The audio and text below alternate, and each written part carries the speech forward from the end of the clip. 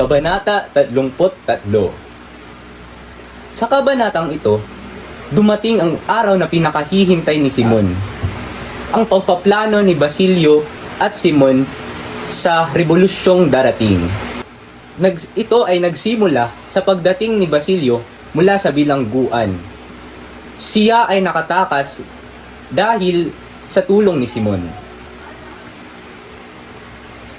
Si Basilio ay may pagkasabik na linapitan si Simon. Gustong-gusto niya sumali sa rebolusyong darating. Ang kanyang pagkasabik ay hinubog dahil sa galit, puot, at mga taong nawala sa kanya. Si Basilio ay isinama ni Simon sa kanyang silid.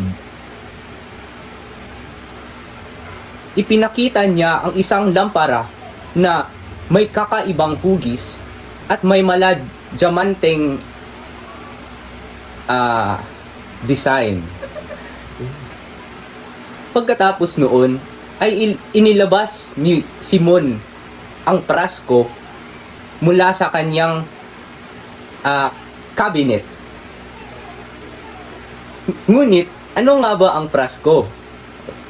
Okay.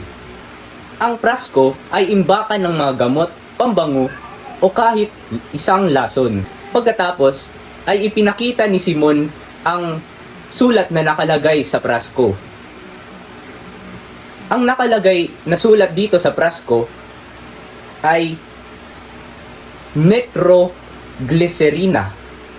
Ano nga ba ang nitroglycerina?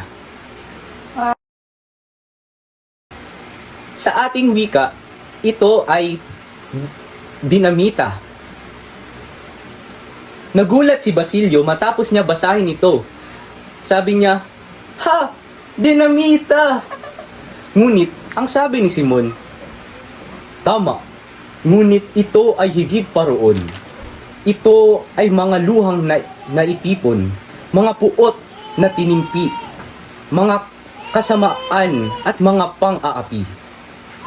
Iyan ang huling sandata ng mahihina, lakas sa lakas, danas laban sa danas. Nag-aatubili ako kanina lamang, ngunit pinawi iyon sa iyong pagdating." Lubos na ikinakilabot ni Basilio ang isinabi ni Simon.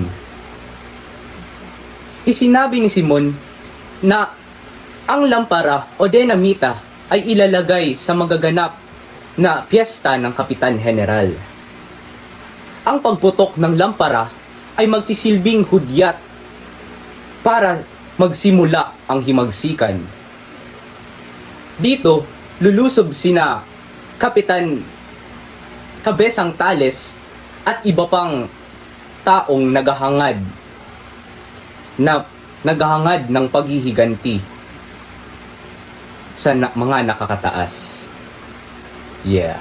Yun lamang, at tayo ay tutungo sa susunod na kabanata. Yeah.